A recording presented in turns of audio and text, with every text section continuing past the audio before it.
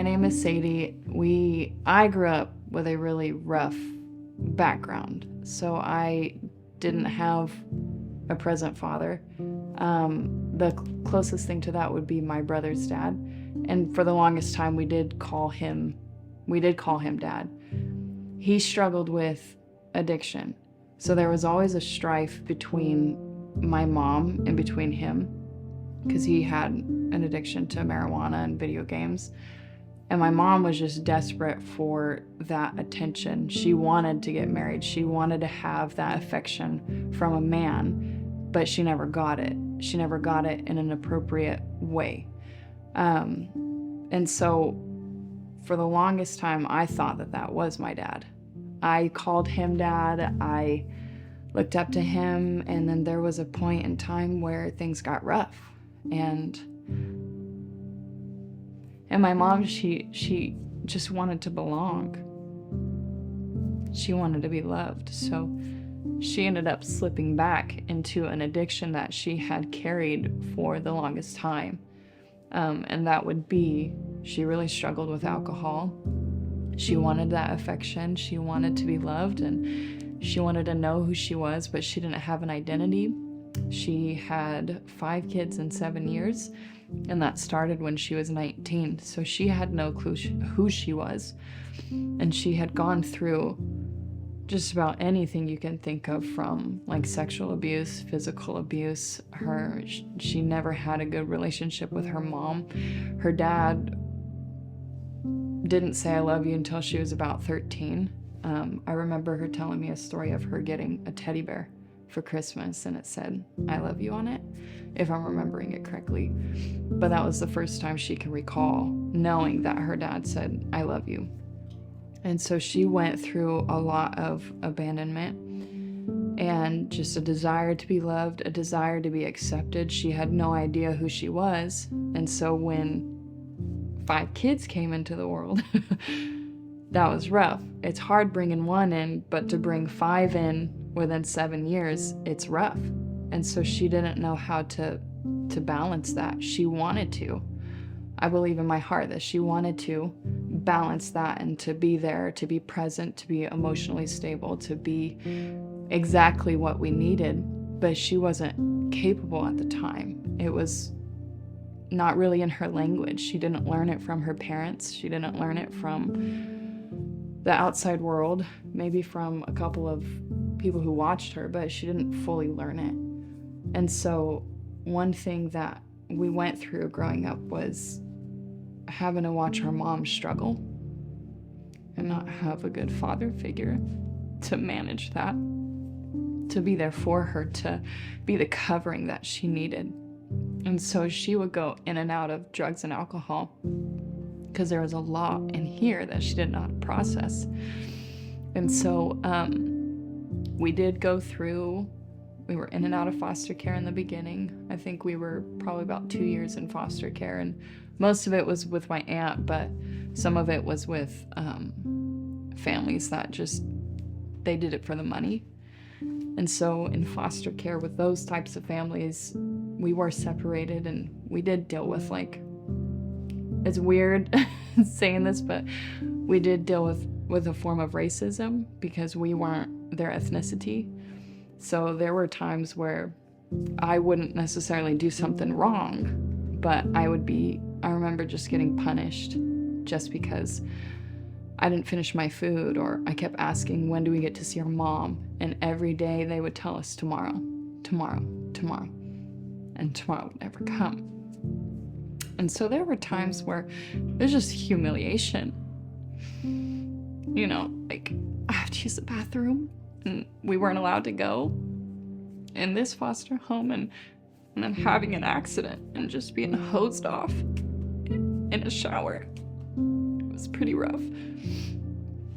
But when I was with my aunt, I knew that there was something more. I knew that I felt a presence, but I didn't quite understand it. And I remember my cousin, I was probably like 4 or 5, saying, "Are you a Christian?" And I said, "I don't know what that means." And he said, "It's where you believe in God." I said, "Yeah, I'm a Christian." So when I was little, So I've always been aware of that presence. And when I was in foster care with my aunt, she would go downstairs and I would be up before everybody and have worship music playing, because she was Christian. Have that worship music playing and on my hands and knees. And I don't remember this, but she does. And so she talks about it and it gets brought up a lot. But yes, I just remember that there was always something. I always felt that there was someone there. And despite what I was going through, I knew that there was someone there. I just didn't know how to hold on to that. And so we've seen lots of things. We've seen my mom really struggled with not really picking the best people after her and my brother's dad split up. It was just a really rough relationship after rough relationship, and she was mistreated, and so that only added to the suffering that she already was going through. And so just from the time I was little, from now she's with the Lord, not with the Lord, but she's walking with the Lord, and she's actually figuring out who she is as a woman, who she is as a daughter of Christ. Like, all of that she's figuring that out, and she's becoming aware. And it's beautiful to watch because there's a lot of redemption happening, and I get to see my mom in a way that I've longed to see her, in a way where she's present and we can talk to her, and I could talk about how I feel, and she can understand that, and she can reciprocate it, and she can just be open. And so we're in the process of seeing all the redemption. And so but growing up, it was pretty difficult because she didn't know how. And so I just keep having a memory of, I think I was about 19 years old, and this was about the time where she started having all of the memories of all the pain and the suffering that she had blacked out. It all came flooding in around this time. And so I found the same thing happening to me. I was about 19 or 20, and I had no idea what to do, because there was a deep depression that I just couldn't come out of. And I had received the Lord when I was 16 years old. I was desperate, I didn't want to live anymore, and I challenged him. I said, if you're real, then I need you to talk to me. Like, I need to know you actually care about me. And I was walking, and there's a group of church people that they were just in a park, and so I offered them my help. I said, I don't know why I'm supposed to ask if you need help, but I want to help. So they paid my way to a conference, and then that's where I ended up really receiving the Lord when I was 16 years old. And it was at a purity conference. So that takes me back to when I was about 19 years old. I just couldn't get out of this depression. Like, things around me looked gray. The colors didn't look right. I didn't want to respond to people. I felt nothing. And then I would just randomly be triggered and just lose it. I'd be crying all the time. I'd have anxiety, panic attacks. And I was like, this is just not like me. And it went on for what felt like to me was forever. Like, just gut-wrenching. I had no hope. Like, it was forever. And I remembered, that the Lord is with me. I just have to go to him. And I didn't learn that because I didn't have a father to go to. And so that's when he started developing in me the reality that I have a father that I can go to. And the pains from my biological father, it's not projected on him, because he does love me. He is there for me. He's always been there for me. And I've watched him preserve me through lots of things, like the abuse in foster care. I mean, you can ask all of my mom's kids, we've all been sexually abused in one way or another. And so he's taken me out of that, and he's removed that from my identity and started showing me that he is a father that I can run to. He's a father that cares about what I've gone through, and he's always been there from the get-go. And so I just remember starting to understand that I do get to go to my Father. And all these things that were holding me captive, like PTSD. I had so much trauma that I just couldn't let go. I had so much fear I couldn't let go of, so much anxiety I couldn't let go of. I would even have nightmares and not be able to sleep through the night because it was just, there was so much fear and so much bondage, and I wasn't necessarily delivered of it immediately when I received the Lord, but there was a process that I began to walk into. And so I just remember feeling like I had nobody but the Lord. I couldn't trust anybody but the Lord. And I found myself just, I like certain things, like really fluffy, soft stuff. So I ended up just laying a blanket down, a really soft blanket down on the ground. And I don't know how long I was in there crying, but you know, when you cry so hard that you just can't breathe, you're hyperventilating, and it's just like, you can't catch your bearings.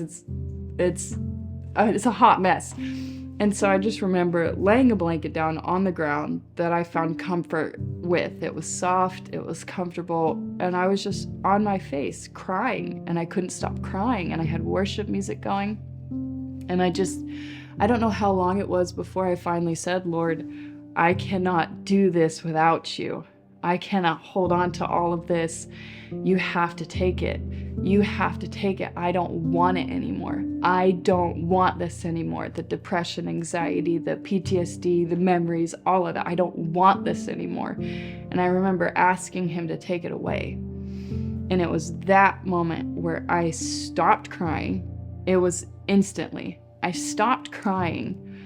And it felt like someone had put a blanket on me that was just right out of the dryer. And I just felt like I was wrapped in this blanket. And it was warm and it was peaceful. And it was genuinely an exchange from the Lord. He took a big amount of my baggage, my struggles, the things that had become part of my identity that were never supposed to be part of my identity. He took that. And there was an exchange that happened because I was willing. And I said, Lord, take this from me. And so he exchanged that. He took that and he gave me his peace. And it was instantly I stopped crying. I stopped hyperventilating. And I was sitting there for a second thinking, whoa, this is weird. What just happened? And then I sit up and I just start laughing. Because I received the joy of the Lord, and the joy of the Lord is our strength. I had a hope that I could keep going forward. And when I received the Lord, my circumstances didn't change. I left the house when I was about 15 and a half because I just didn't know how to process everything going on. And I bounced from house to house between family members and took care of like my little cousin. And so there were a lot of things that I had to learn by myself at such like a crucial age. And my circumstances didn't change when I found the Lord, but it was my perspective that changed. I had hope. I had something that I can hold on to, something that I could reach towards, knowing it was always going to be there. He was always going to be there. And so it was just that reality of knowing, wow, you know, parents don't always get it right. They don't. They're a person, they're someone before they have kids. They have an identity before they have kids, you know? And they don't always get it right. And I may not always get it right, but there is a parent that always gets it right, and it's the Father. And he's here for us, and he's here for me, and he's here for you, and he's here for everybody here. We just have to go to him. And so understanding that Jesus is never going to leave or forsake me. It doesn't matter the mistakes I've made. It doesn't matter the mistakes my parents made. It doesn't matter. None of that matters. It may hurt, but it doesn't matter because there's someone, and that's the Lord, and he showed me that he gets to come in and he gets to rewrite my identity, to make it what he has called me, an identity that he has spoken over me. And so it's just looking back at all the stuff I've gone through and just seeing how the Lord has preserved me. I've been aware of him since I was 5 years old, and I've seen things like we were 5, and my aunt had schizophrenia, and we were homeless, and we broke into our grandma's house, and we needed a place to stay, so that's what my mom did. We broke into my grandma's house, and we were staying, playing Yahtzee, and my aunt came over, and she struggled with schizophrenia, and asked my mom, can they have a cookie? And she, yeah, whatever, it's a cookie, cool. It's like 10 o'clock at night, sure. Sugar rush them out, right? So she goes in there, and she doesn't grab cookies, she grabbed a knife, because she heard voices that told her she had to kill my mom.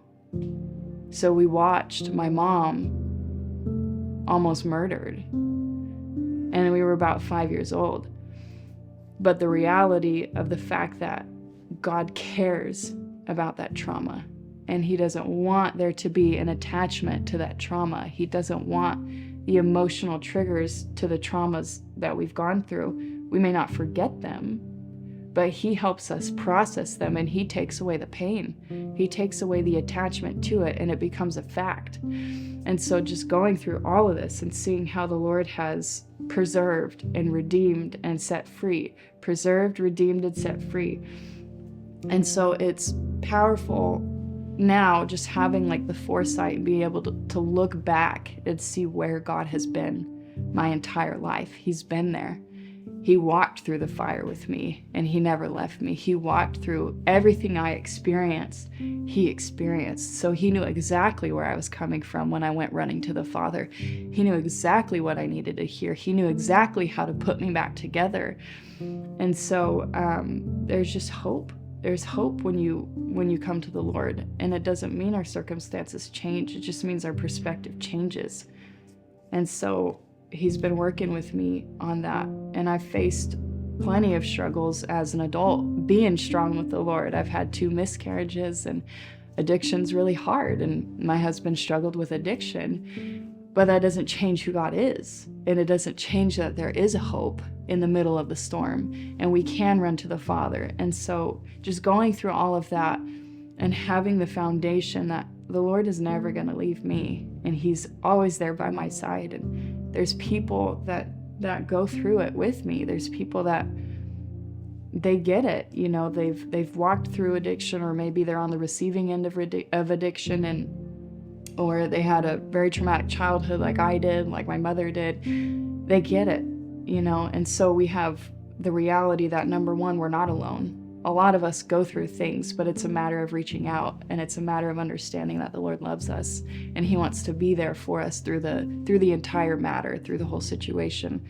And the fact that he's faithful to carry out his promises. He is faithful to pull us from the miry clay, and to pull us into a better season, to bring us up to where he's at, give us a better perspective. And so, I'm grateful because I'm alive.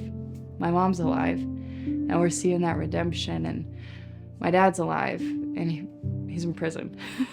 But anytime he goes to jail, he always gets on fire for the Lord, and he's able to operate in that and not have the weight of the world bringing him back into the old ways. But it's the reality that God knows how to speak to him. He knows how to speak to me, and he's faithful to redeem. He's faithful to bring his promises to pass.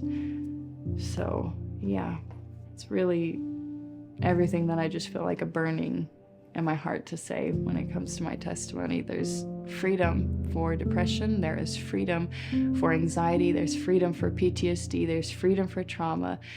I only know that because I've received it. And we give what the Father gives us. We give it to other people, and he's faithful to continue to fill our cups with it.